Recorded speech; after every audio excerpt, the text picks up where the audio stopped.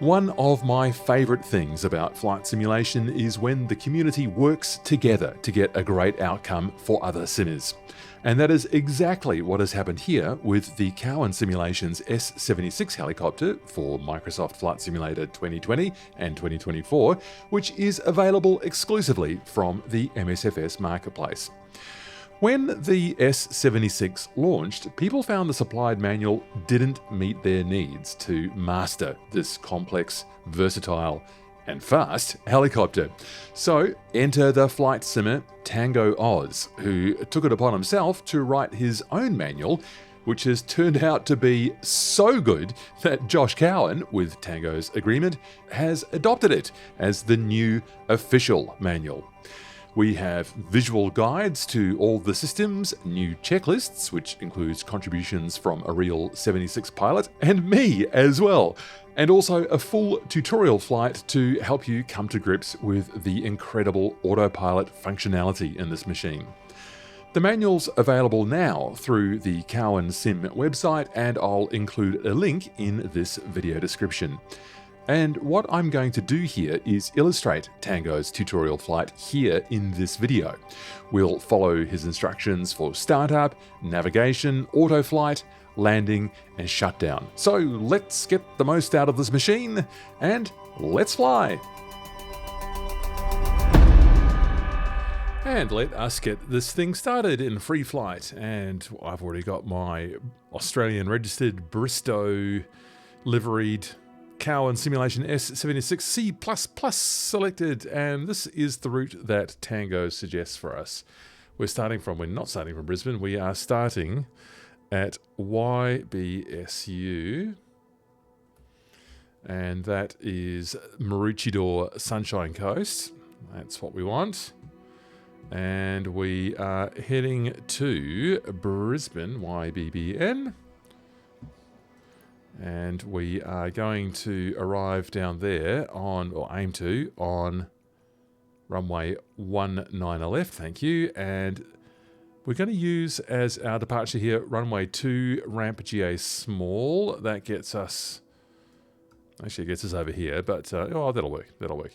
Okay, more on the route, EFB. We are going to change the arrival procedure from a VFR arrival to an ILS runway 19 left, and we are going to take the Betzo transition.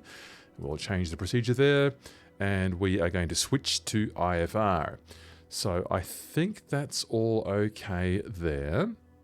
And we will simply send that to ATC. Well, send it to avionics is sufficient, so that's fine. And that is done. Flight conditions. We are going to do exactly what Tango did. Preset. I'm going to go September 28, and the time we are going to choose is about 0711 UTC. About there we'll do it. So that's going to be an afternoon flight for us. That'll be nice. And we can take the live weather, the historic weather at that time I think is fine. That's all good there. I'll just turn traffic off so I'm not bothered by anyone else. That looks approximately like the departure that we want, so I think that's going to be fine. And there is our lovely S-76 ready to hop on board. And here we run the before start checklist, which is also provided in the manual. Thank you, Tango. An excellent checklist that I also collaborated on with a real-life S-76 pilot as well. Thank you, Tony. So here is what we do. We, in our before-start checklist, we check that the doors and windows are closed. That is a check, because I've looked on the outside as well. The flight controls are centered. Very important in the S-76. So I'll just make sure the collective is down as well. My collective controller, it is. The standby attitude control indicator. So with all power off, we press the emergency power switch and we see it come to life here and center itself there.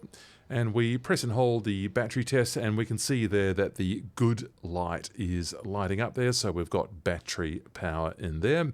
That is all good news. And we can pull that cage knob, and that is all caged anyway, so I think we're all fine there.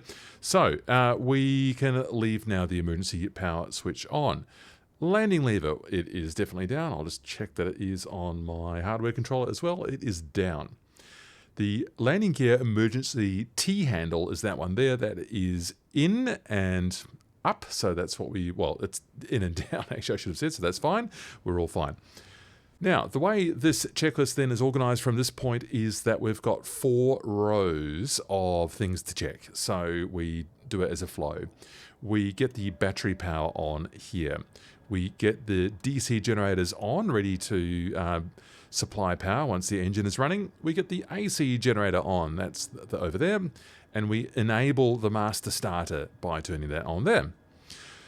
So Ford console, second right row, the master and inverters. We want the inverters off over here. We want the radio master off.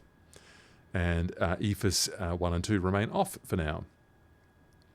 Anti-icing panel. So on here, we want everything off. That's pretty easy. So that is off, and we're all off in that row there.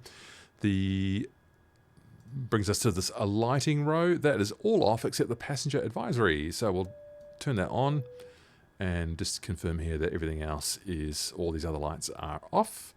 So the passenger advisory is just the no smoking and fasten seatbelt, so that's good. One more row here, and that is this one down here, and we are going to make sure that the high intensity strobe lights are off, that the nav lights, or so-called strobe lights here, are off as well. Notice that we've just got a bit of a conflict in the tooltips and what's written on the panel there. Not a problem though. We just make sure that's off. Anti-cold, we want both on. And the rotor light, main rotor light, we're going to have off, and these we are going to keep off as well. The barrier filter is what stops the ingestion of things into our 2 engines, so we are going to test this, and notice that we've got some lights up here on the panel as well. How to clear those? We reset for 5 seconds, hold that down, and we find then that those have cleared off there as well. Which just brings us to the FMS system down here, the UNS one. We accept that, and that is actually all we need to do down there for now. We can check in the Garmin later the flight plan. What we might also do is just cycle the passenger advisory one more time and play them the welcome message, which is already loaded. Good afternoon and welcome aboard the CowanSim S-76. We're proud to have you flying with us today. Before we depart, please ensure your seatbelt is fastened low and tight across your lap. Remain seated at all times during flight and keep clear of the doors. This aircraft is equipped with emergency exits on both sides, and your pilot will guide you in the event of an emergency. We're committed to your comfort and safety, so sit back, relax, and enjoy the flight. A little bit more on the FMS. We can look at the flight plan over here and confirm that it matches up with what I've called up here on the Brisbane 19 left ILS chart. And I think we are all okay here. Yes, so we're going to perform a VFR departure from YBSU, the Sunshine Coast, and then we are going to be making our way to the initial approach fix for this approach, which is Betso. We want to be crossing that at 4,000 feet, and we'll be descending down to that final approach fix, Ogato, at about 1650, as that says there, on a course of 196. Missed approach details, we at 500 feet will be performing a left-hand turn heading 166. And we've got all the VOR and ILS frequencies there for us as well.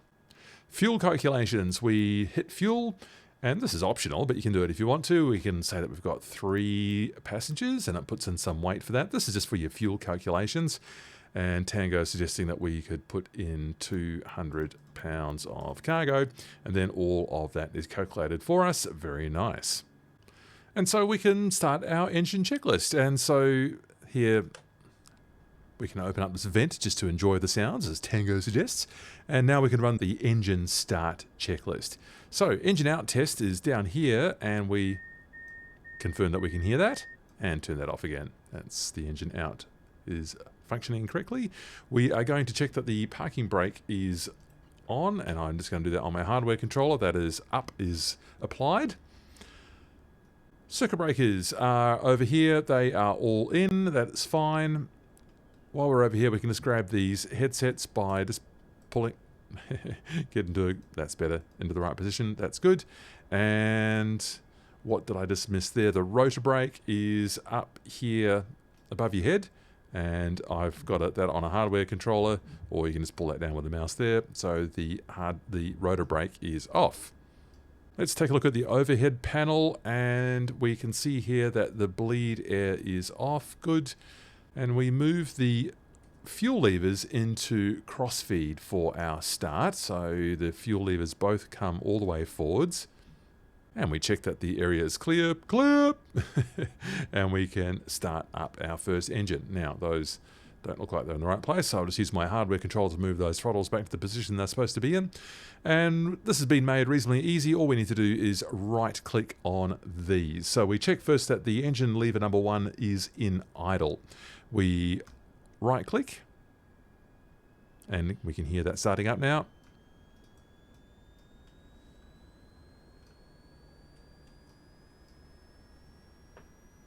And we've got action overhead. N1 is increasing.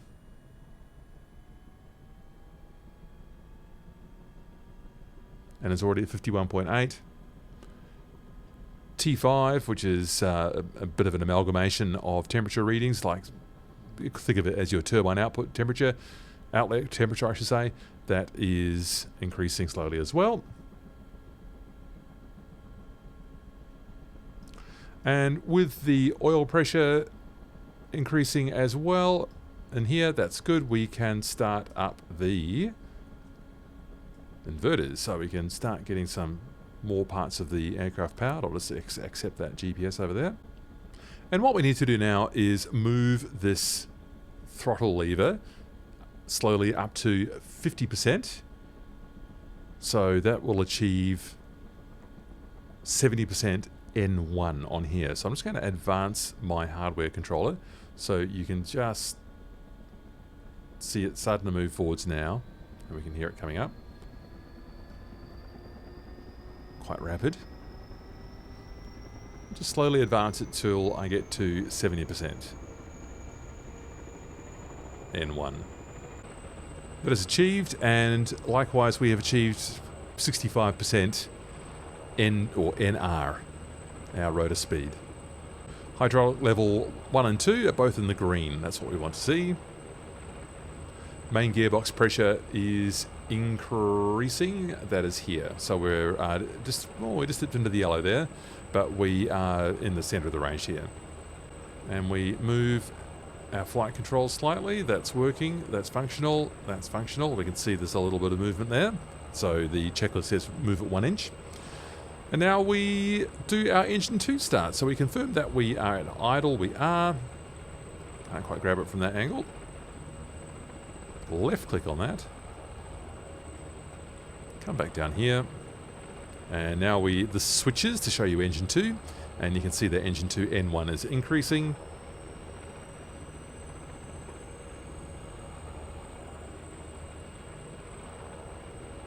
As is the T5.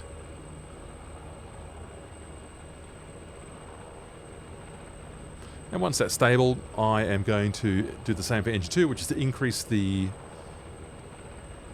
throttle lever slowly. And now we can just see that starting to come up here as well. So I want to again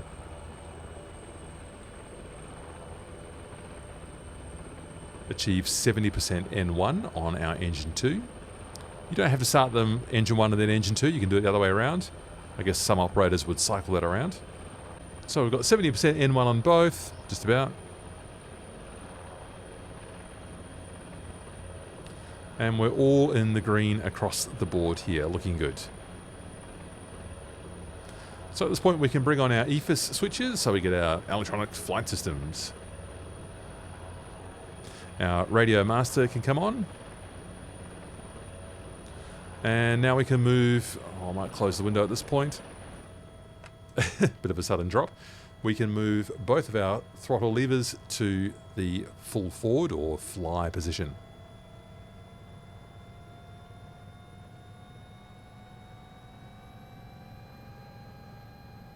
That's engine 1 and now engine 2.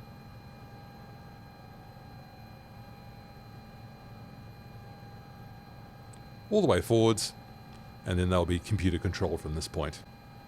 Last thing in the overhead is to move both the fuel levers into the direct position. So I need to go 1, 2 back over here and 1, 2 back over here. So that just says on in the tooltip. What does it say here? On, we're fine. And we get an AC gen warning here. I can fix that by taking that off and on. That's the master starter, wrong switch. I can take that off and put that back on, and then we clear that AC gen warning. And that is our engine start checklist complete. So we move to the after start, and we can bring the weather radar to standby. That's the gain. Bring the weather radar to standby.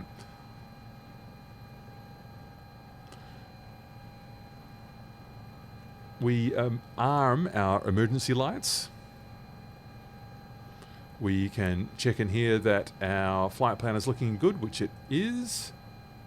And it might be sensible to take us back to this view here in case we need it. And we are going to, on this panel here, on this display, we want to see, I find it easy if we look at this plan view of the navigation, and we're going to switch to LNAV over here. Later on, we're going to be using these other nav sources, but for now we want LNAV, and we're going to be taking our navigation source then from FMS1, which is where we've just entered our flight plan. Navigation. So we need to get a few radio signals set up in here. So Nav1 is currently looking faulty, actually. Why is it on 0? So we do actually want it on 110.1, so that there is looking good. I've just never seen it saying 0 before. That was a curiosity for me. And I'm going to get the Brisbane VOR in, which is 1132. And to change that, I come and look at this Navigation 2 display here, select this, and we will just make that say 1132. Then we swap that into the active position here, so that should be ready to go. Transponder I can leave at 1200, and TCAS we will be changing that later. I'm going to leave that on to standby for now. And last of all here, we just check that we've got no warning lights up here. These are our master engine warnings up here, so we're all off. So that's good news up there. That means our after start checklist is complete. I did skip a step there. That was to check that all of our engine instruments are in the green, so we're looking fine there as well. Before taxi checklist is pretty easy. We are going to double check that we are in the direct and fly settings here. So we are looking just fine up here. We're in fly and we're in direct. Transmission, pressures and temperatures, hydraulic, all in the green. Radar altimeter, we want this on 220, which is what it seems to be. That is our decision height over here. We're fine there. I'm just going to cheat and get the atmospheric pressure right by the barometer pressure right by just hitting the comma key, 29904, 29904. I think the radar alt over here is inoperative, so that's fine. IIDS panel, that's our display up here, all clear of any problems. Doors and hatches are, close that, and we're all shut in the back as well, so we're all fine. Exterior lights I don't think are required, so we can just leave that there for now. And the last step is to release the parking brake, so I'm just going to show you where it is. There it is, and I'm going to just lower that lever and switch it off with my hardware switch, and I'm just going to hold down my toe brakes as well so that we don't start moving forwards. So taxiing, here is the EFB zoomed in. We just need to get down to this is the Charlie taxiway, this is the Foxtrot taxiway here, the long one, and we are going to stop and hold short here. So how to get taxiing? Well, pretty easy. We just let us see what it wants to do there. It looks like it's just sort of drifting around a little bit, but I'll just add a little bit of collective, and then the helicopter starts moving forwards, and then I just put the collective back where it was. So we don't need very much there, and you might just need a tiny bit of forward cyclic to get yourselves moving. but that is all that's required there. Probably going the wrong way around that sign there, but we will make this work nonetheless. Bit of head tracking so I can see what's going on over here. We're all clear. We're all clear. Ground speed of only 3 knots. It feels like we're going quite fast. We are quite low down to the ground, so you do get a bit of a sensation of speed in the S-76. I'm just using my pedals to steer. So the nose wheel is castering. It's not a steering nose wheel. So we're just going to imagine that ATC's cleared us to go on beyond here. And I'll just taxi to that holding point.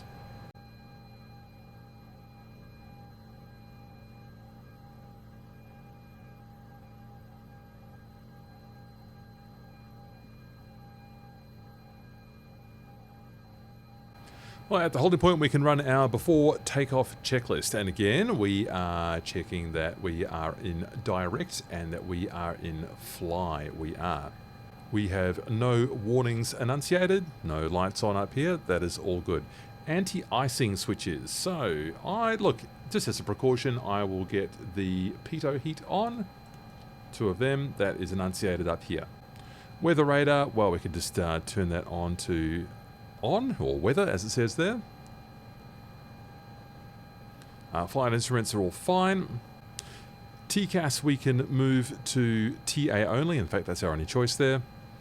And we can now, once again, cycle the passenger advice lights and we can play the next tape.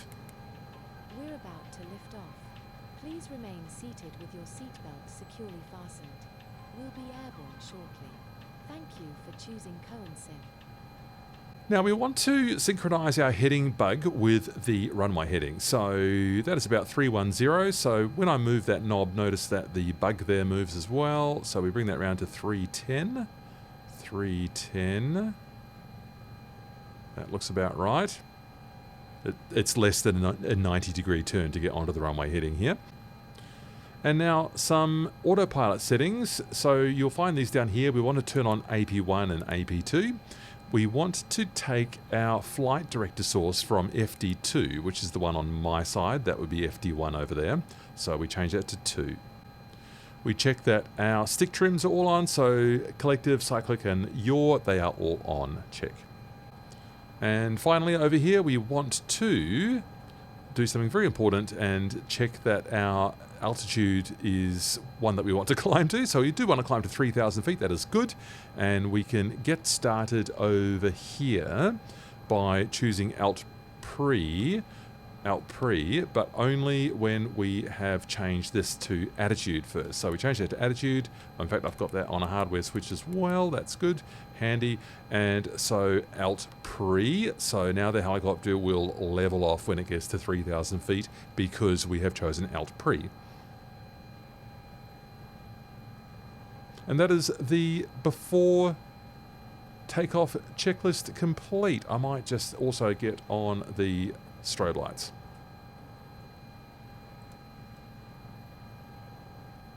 And the landing lights, which I have on a hardware switch. It's called Searchlight on there. So what's going to happen now is that we are going to turn onto the runway and we are going to start climbing up on runway heading with heading selected here. Once we've attained a healthy climb rate, maybe 600 or 700 or 800 feet or something per minute, we will also engage VS. Sometimes the helicopter will lurch. It's just a quirk in the code, and that might happen. So we are then going to commence a right turn to take us down here to intercept the line, which will get us down to Betso and the initial... What's happened to my button here? And the initial approach fix for our ILS approach. So let's get moving, and looks like I've just drifted around here because I must have been leaning on the pedals. Bad piloting. So we release the parking brake and we give us a little bit of collective to try and rectify that issue. Let's get a bit of vision here. There's no one on final approach.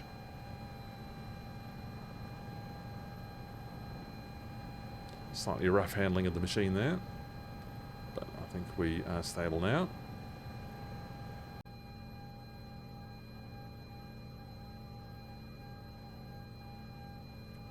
Okay, we're on runway heading. Our bug is more or less aligned, so I'm just going to slowly add collective. We will get moving. Bit of a rolling start here, slowly pulling up, and that's it. We just float up off the ground. Nose down slightly with the cyclic, pulling a little bit more collective.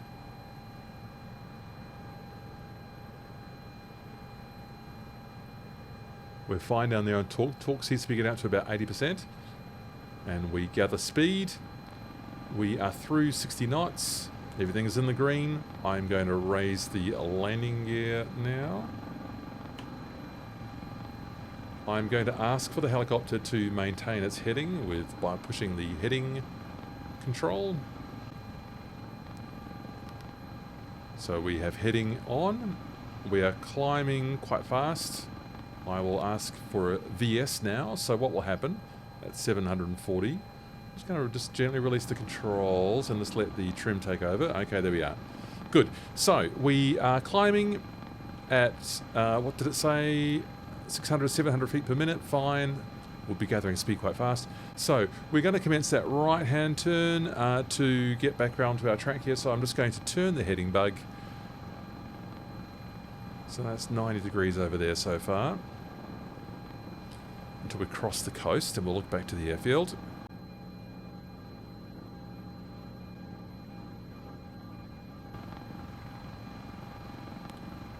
That's where we took off from. Once we're over the coast, we will commence a southerly turn.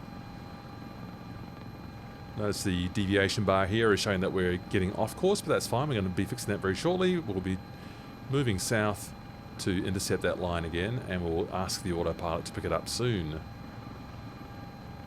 So we're climbing 1,800 feet. That's looking good. I could give it a little bit more collective, because we're not going that fast. We'll just watch the speed up slightly here.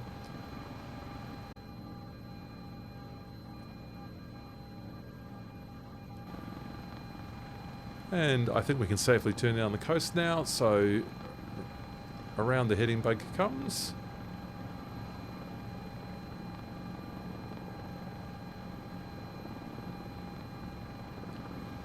So we'll need to put it slightly to the right, as it were, of this indicator here so that we will intercept.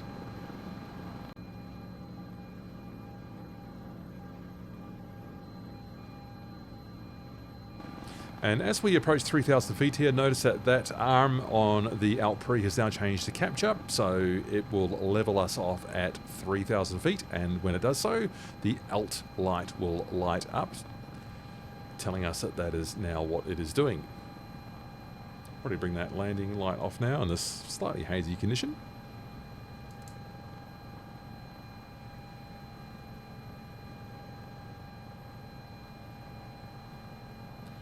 And so before we intercept this, what we want to do is arm nav. And so if I click this nav button here, it tells the autopilot that I want it to intercept and then hold this course here. So that will be the next thing it does. And in fact, it says it's already captured.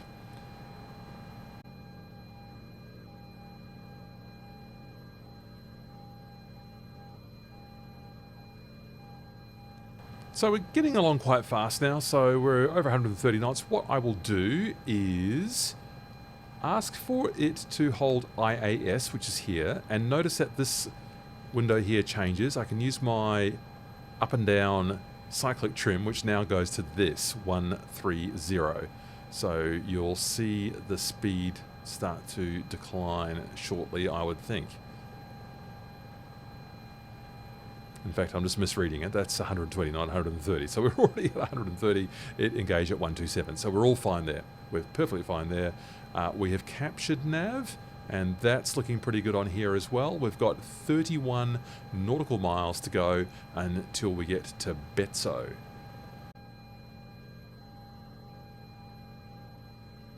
So why don't we climb a bit higher? So we will ask to go up to 5,000 feet. Let's just get that in there. We will alt pre, but we will take alt off. And so there's nothing now to hold us onto Alt, but we are still holding speed. So if I were to manually pull a bit of collective now, which I'm doing, notice this now is coming up. I'm keeping my torque reasonably in check there. It's about 81% torque now, and we are climbing. And what will happen using this method is the helicopter will level off at 5,000 feet and will take control of the collective again. Notice that the collective coupling has gone out now. That's what that light there means.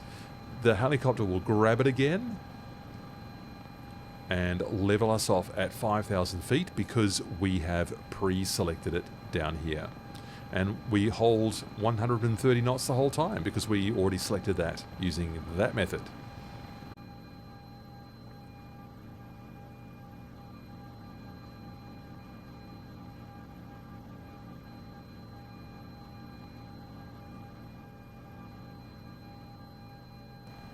And we're at 4,900 now. We are capturing the pre-selected altitude, and the helicopter has brought its collective coupling back on, so it has control of the collective again, automatically. Very nice.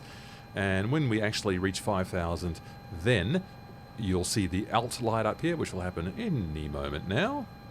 There it is. And so the helicopter has done everything just beautifully whilst holding 130 knots. It was up to me to make sure I didn't pull so much collective that we over-torqued it or cause any problems here with the engine. So we're all looking just fine here. So what's going to happen next? We are going to find ourselves at Betso next. So we are counting down over here. That's all in here. You see we're counting down here as well. Bit of a graphical glitch going on here, but it's all seems to be working. I find that we sometimes get unhelpful readings in here, like this has not updated, so I'm not seeing the countdown over here, but I know that it's all okay because of what we're seeing in here and here. Something else we can do is we can track our progress to the Brisbane VOR, which I did by dialing in down here, 1132. That's in channel, we've got 3 channels we can select from here. Channel 1, it's not picking up the ILS yet, 110.1, but it is picking up the Brisbane DME. It's got 31.4 nautical miles to run to that, although we are going to that Betso transition first. Let's just bring that back up on our chart. So we want to get down to Betso over here at crossing that above 4,000 feet, and we will find at about 12.5 nautical miles out we will be likely, I think, intercepting the localizer at that point there. Is that what that says? 12.5 nautical miles out we'll be intercepting the localizer, and the helicopter will start to descend if I've got all of that set up right. So that's what's going to happen next. All I need to do really is just enjoy the view for a little bit.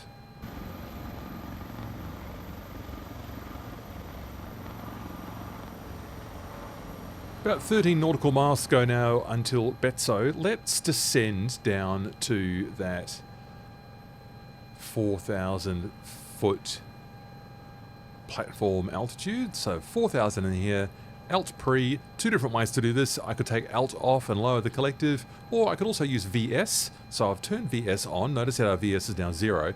I need a different hardware control for this. So the up and down on your hat switch now is going to the speed, so I now just use another switch to get that down to minus 400 feet and per minute, maybe 500 feet, so it'll take 2 minutes to get us down to 4,000 feet, and I haven't had to touch anything really.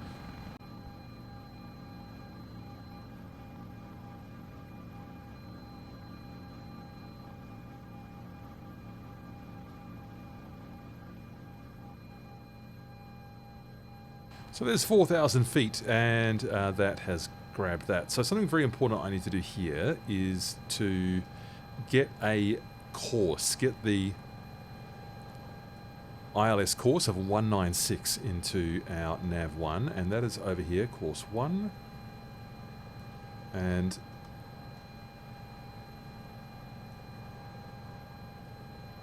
that is displayed in this instrument up here, and it's displayed in the tooltip. So let's get that onto 196. That's what that says. Good. So it might be that we're even starting to pick up that ILS now. No. Oh, it is. There it is. India Bravo Sierra. So that's looking fine. Just as a precaution, this isn't in the tutorial. I'm going to bring that heading to synchronize it there, just in case we have any issues when we change our navigation source. So the next thing to happen, we're still about 5 miles out from Betso. Maybe I'll just get that on there. So there's Betso coming up down there.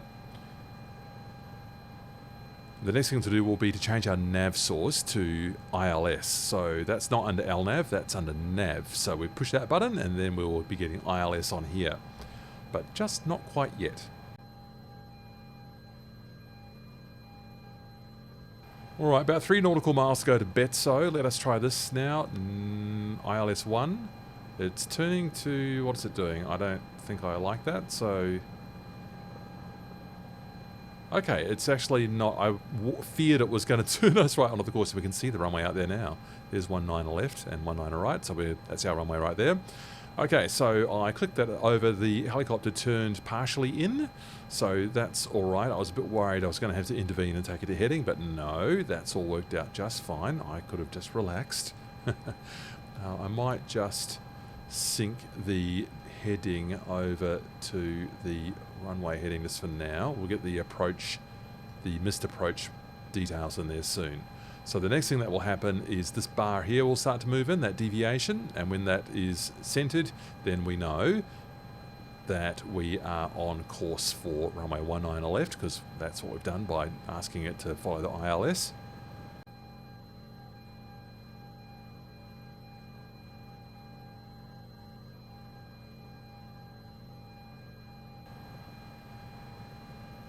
Now, something that has happened here is that it took its time coming in, and I might have just missed the opportunity to get the ILS in. No, looks like we're on the glide slope according to that, and now it's going to descend to capture that.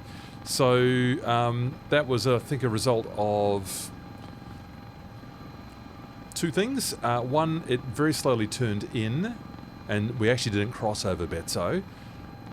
And 2, when the glide slope started coming down, which is this indicator here, that had actually passed through the middle point there before I selected ILS. It's ILS that follows the glide slope, so I was a little bit late on that one. But otherwise it's performed exactly what we need it to do. So let's get the missed approach details in. So at the other end of the runway, or 2.2 nautical miles from the ILS, we will, at a minimum of 500 feet, turn left to 166. So I can just get that in here now. Have I achieved that? 145. This is just using my hardware controller here. 166. I don't know why I'll just leave it on 167. I don't know why it jumps in 10s or 5 sometimes. That's on 4,000 already, so that's fine. So our missed approach is in, and we are tracking down the glide slope. 7 nautical miles on our way in. Better get that landing light on, so forward that comes.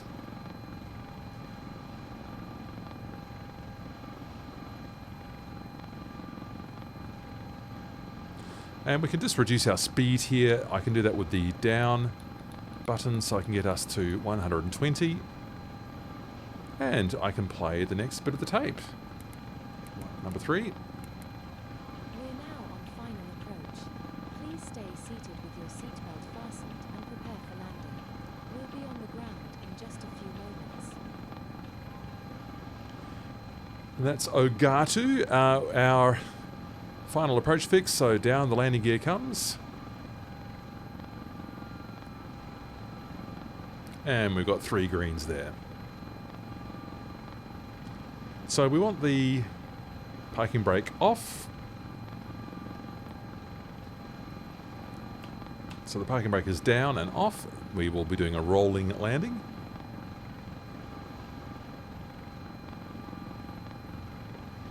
And we've got nothing on the display up here. That's good.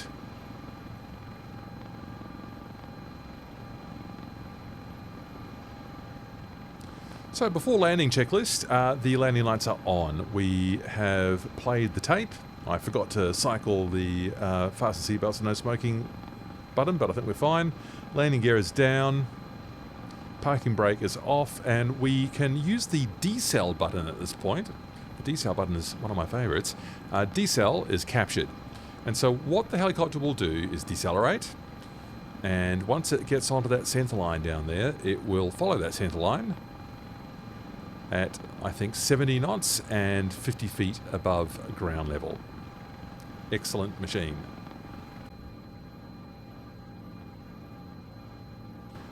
So the next thing I'm going to do, because I want to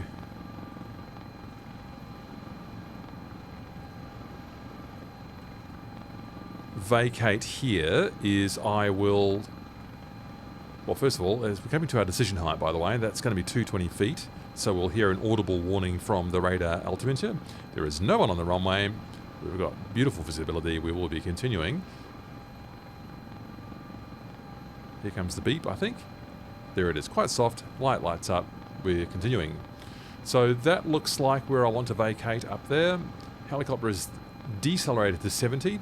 What I need to do is either hit standby here, or I can cycle my attitude and SAS mode to clear out our autopilot settings here. And then I will have manual control. So I'll just do it visually here to go into standby for you. There's our taxiway there that I want. Standby. Lowering collective. Nosing up more, nosing up even more. We're decelerating quickly. Raising the collective now because I don't want to hit the ground. Whoops, that's there we go. Just be mindful of your tail.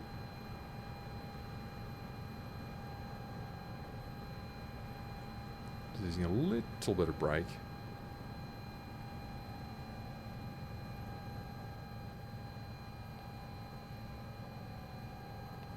And here's our taxiway here. Not too bad, I don't think.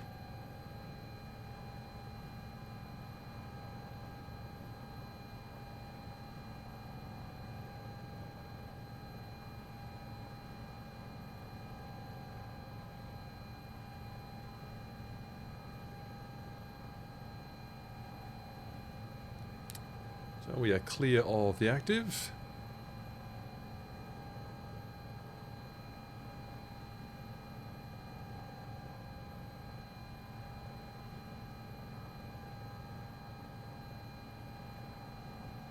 And at this whole point here, I will just get ourselves reorganized. Excellent. All right, so mistake I made. I was going to go and turn the strobe lights off, but then I realized they were off the whole time. So that's my mistake that I made in this tutorial flight. I was getting confused before with that labeling how it says strobe on here. That's actually the switch for the navigation light. So we had that on, so we can leave that on. The strobe lights are off because they were off the entire time. Oh dear. I'm going to need that landing light, I think, because I don't have a separate taxi light. So we are all good, and what we're going to do here is taxi to this end of the main apron. So we will be taking a right, and we will then do a sort of a right-left to get into the apron here. Let's go.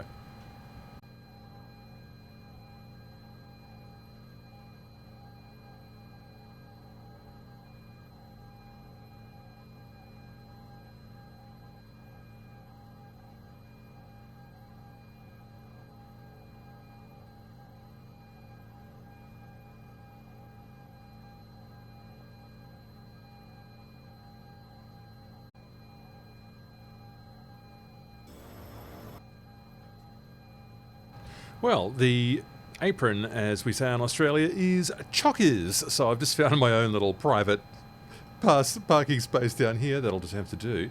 All right, so what we need to do is, well, for one thing, we could maybe start getting a few lights on in here because it's got quite dark during the course of that flight. So now I'll actually be able to hopefully see what I'm doing.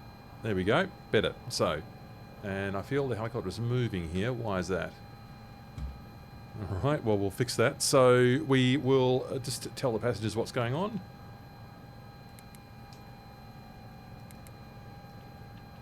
Welcome destination. On behalf of CowanSim and your flight crew, thank you for flying with us today.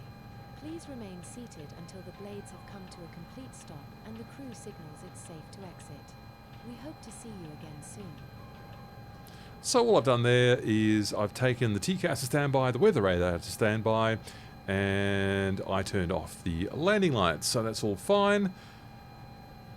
AP1 and 2 can now come off. This is the taxi checklist now. That's all off down there, that's fine. The standby attitude emergency power can come off. And we can start to shut down. So we are going to make sure that the parking brake is set. So that's up and set. And the engine control levers can both go to idle at this point. So I'll just do that with my controller and you'll see the levers come back. Just slowly bring those back.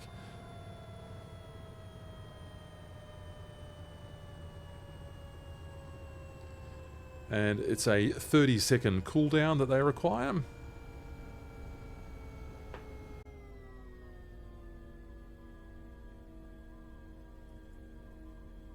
I'm going to call that 30 seconds, so at this point then we can bring all of this to off.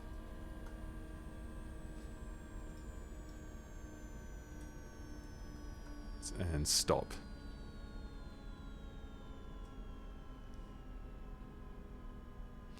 And so now we work backwards through some of the things that we did earlier on down here.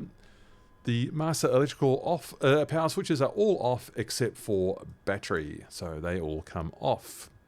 The master and inverter switches all come off, so we start to lose instruments. The anti-icing switches all come off. And the lighting control switches too all come off. Including that emergency, we can, I think, disarm the emergency lighting at that point. We could apply the rotor brake to slow down the rotor, but it is already stopped, so that's fine. And we can turn off the battery power and tell our passengers to exit safely, please. And what a fabulous collaboration this has been. Thanks Tango for your hard work in designing the new official S-76 manual and the Cowan Simulations team for this excellent helicopter. The manual, with its visual guides to all the systems, checklists, and a walkthrough of that tutorial flight we've just done, it's available on the CowanSim website, and I'll link to it here in the video description. I'll keep an eye on the comments here, and I'll be keen to know how you're going in your journey to master this machine. Lots more MSFS helicopter content here on my channel, and I hope I'll catch you in one of those videos real soon. See ya!